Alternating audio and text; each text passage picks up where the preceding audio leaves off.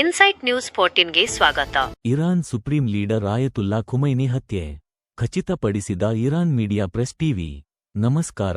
ಅತ್ಯಂತ ದೊಡ್ಡ ಸುದ್ದಿ ಇರಾನ್ನಿಂದ ಹೊರಬೀಳುತ್ತಿದೆ. ಇರಾನ್ ದೇಶದ ಸರ್ವೋಚ್ಚ ನಾಯಕ ಅಯತುಲ್ಲಾ ಅಲಿ ಖುಮೈನಿ ಇನ್ನಿಲ್ಲ ಎಂಬ ಅಧಿಕೃತ ಮಾಹಿತಿ ಈಗಷ್ಟೇ ಲಭ್ಯವಾಗಿದೆ. ಹೌದು, ಇಡೀ ವಿಶ್ವವನ್ನೇ ಬೆಚ್ಚಿಬೀಳಿಸುವಂತಹ ಸುದ್ದಿ ಇದು. ಇಂದು ಶನಿವಾರ ಫೆಬ್ರವರಿ 28, 2026 ರಂದು ಅಮೆರಿಕ ಮತ್ತು ಇಸ್ರೇಲ್ ನಡೆಸಿದ ಜಂಟಿ ವಾಯುದಾಳಿಯಲ್ಲಿ ಖಮೇನಿ ಮೃತಪಟ್ಟಿರುವುದನ್ನು ಇರಾನ್ ಸರ್ಕಾರ ಮತ್ತು ಅಲ್ಲಿನ ಸರ್ಕಾರಿ ಮಾಧ್ಯಮಗಳು ಖಚಿತಪಡಿಸಿವೆ. ಟೆಹರಾನ್ನಲ್ಲಿರುವ ಖಮೇನಿಯವರ ಕಚೇರಿಯನ್ನೇ ಗುರಿಯಾಗಿಸಿಕೊಂಡು ನಡೆಸಿದ ಭೀಕರ ಬಾಂಬ್ ದಾಳಿಯಲ್ಲಿ ಅವರು ಸಾವನ್ನಪ್ಪಿದ್ದಾರೆ. ಈ ದಾಳಿಯಲ್ಲಿ ಖುಮೈನಿ ಮಾತ್ರವಲ್ಲದೆ ಅವರ ಮಗಳು, ಅಳಿಯ ಹಾಗೂ ಮೊಮ್ಮಗು ಕೂಡ ಸಾವನ್ನಪ್ಪಿದ್ದಾರೆ ಎಂದು ವರದಿಯಾಗಿದೆ.